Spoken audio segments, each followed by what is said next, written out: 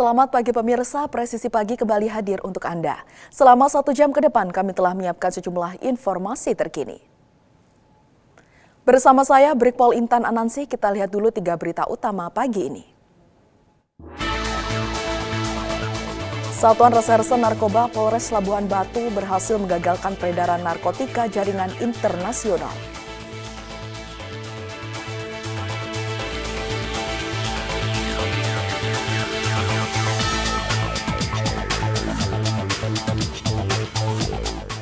Dalam buka puasa bersama Konfederasi Serikat Pekerja Seluruh Indonesia pada Jumat 6 Maret 2026, Kapolri Jenderal Polisi Listio Sigit Prabowo menyantuni puluhan anak yatim piatu.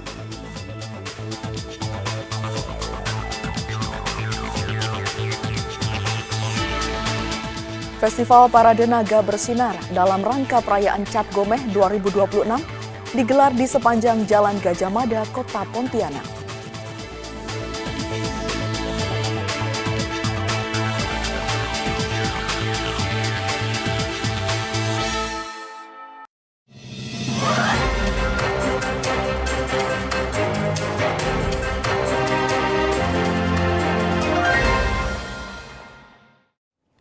Di informasi pertama, pemirsa Satuan Reserse Narkoba Polres Labuhan Batu berhasil menggagalkan peredaran narkotika jaringan internasional.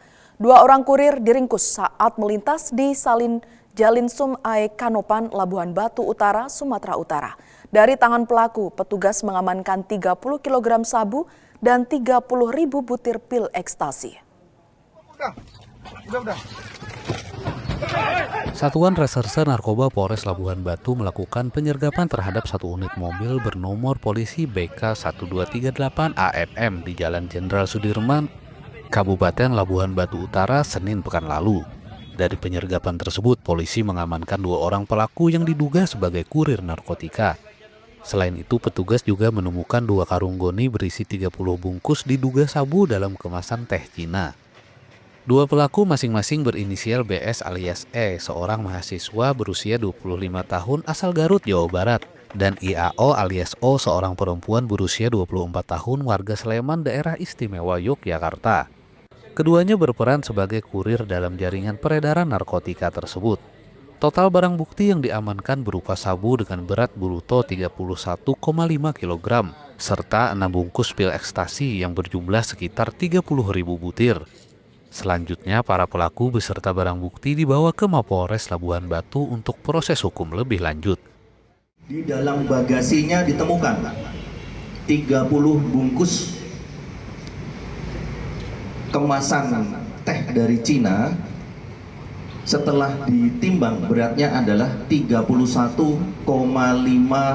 kg bruto.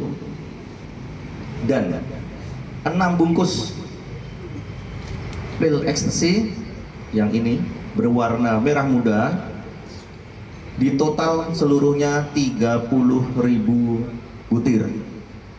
Ini adalah ungkap kasus terbesar perkara narkoba yang ada di wilayah Labuhan Batu maupun Labuhan Batu Utara yang merupakan jaringan internasional. Narkotika tersebut rencananya akan didistribusikan ke Provinsi Jambi. Dari hasil perhitungan, nilai ekonomis total barang bukti yang diamankan mencapai sekitar 39 miliar rupiah. Keberhasilan ini menjadi bukti komitmen Polri dalam memberantas peredaran narkoba di wilayah Sumatera Utara. Polres Labuhan Batu tegas bahwa tidak ada ruang gerak bagi peredaran narkotika. Dari Humas Polres Labuhan Batu, Polda Sumatera Utara melaporkan untuk Polri TV.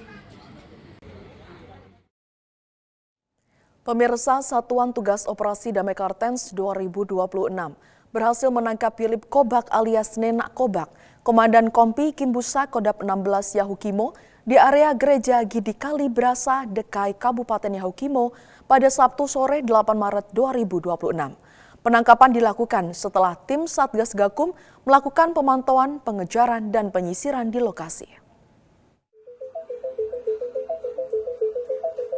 Dari tangan tersangka, aparat mengamankan sejumlah barang bukti berupa uang tunai, handphone, tas, noken, senter, serta charger handphone. Sementara penggeledahan di rumah tersangka menemukan amunisi, senjata tajam, busur, anak panah, serta dokumen pribadi. Philip Kobak diduga terlibat dalam sejumlah aksi kekerasan termasuk pembacokan terhadap Muhammad Syarif dan pembakaran SMK Negeri 2 DKI. Satgas Gakum terus mendalami keterlibatan tersangka dalam peristiwa lainnya di wilayah Yahukimo. Kemarin pada tanggal 7 Maret 2026, kita telah berhasil mengamankan salah satu anggota kelompok kriminal bersenjata atas nama Philip Kobak alias Lena Kobak. Yang bersangkutan kita amankan pada saat sudah kita berhasil deteksi dan lakukan penyelidikan, walaupun pelaku sempat melarikan diri dan loncat dari kendaraannya, namun akhirnya pelaku berhasil kita amankan. Baik, kemudian apa peran tersangka dalam kelompok kriminal bersenjata tersebut dan aksi apa saja yang bersangkutan terlibat?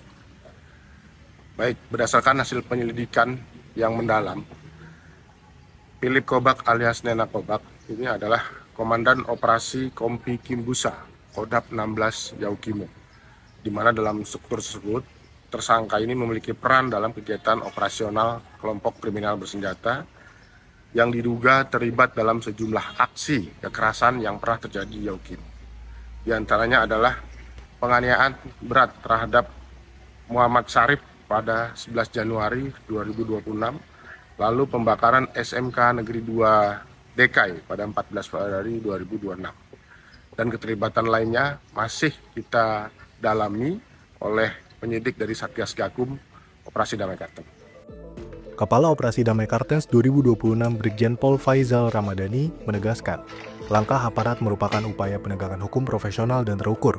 Aparat akan terus menindak pihak-pihak yang mengganggu keamanan masyarakat sambil menjaga stabilitas wilayah.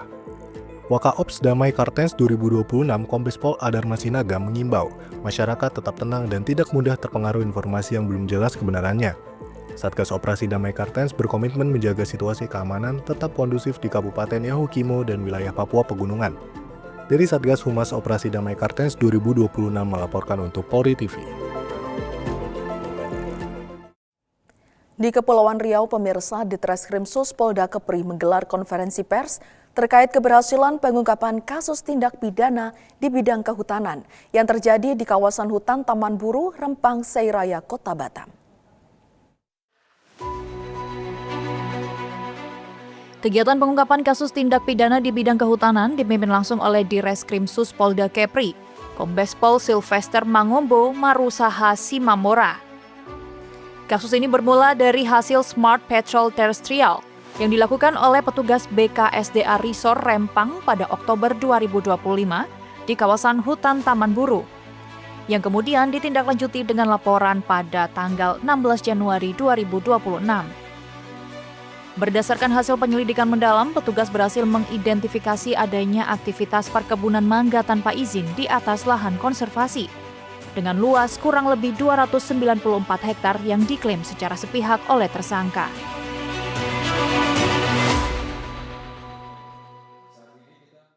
Intinya kita melakukan penegakan hukum ini itu adalah memang tuntutan dari undang-undang. Tapi juga kami sampaikan, kita tidak mengkriminalisasi masyarakat, tapi kita menegakkan hukum terhadap mafia-mafia lahan. Ya, jadi intinya ini mafia-mafia lahan. Bayangkan sudah lebih dari yang sewajarnya dikuasainya. Artinya penguasaan, modus-modus yang digunakan oleh tersangka Anjaya alias Aca ini, dia menggunakan PT, kemudian dari PT ini dia menguasai lahan kurang lebih 1.100 hektar di daerah Rempang. Nah ini intinya kita melakukan penegakan hukum terhadap mafia lahan, bukan kepada masyarakat. Jadi jangan sampai ada pemberitaan ataupun informasi ke masyarakat bahwa polisi ataupun penegak hukum melakukan kriminalisasi terhadap masyarakat.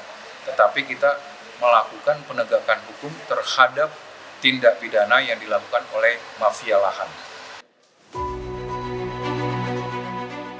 Imbauan kepada masyarakat jika menemukan adanya aktivitas mencurigakan terkait perambahan hutan, mafia tanah, maupun tindak pidana lainnya, Polda Kepri telah menyediakan layanan akses cepat melalui call center 110 yang beroperasi selama 24 jam dan bebas pulsa. Dari Humas Polda Kepri melaporkan untuk Polri TV. Tetaplah bersama kami, Presisi Pagi akan segera kembali.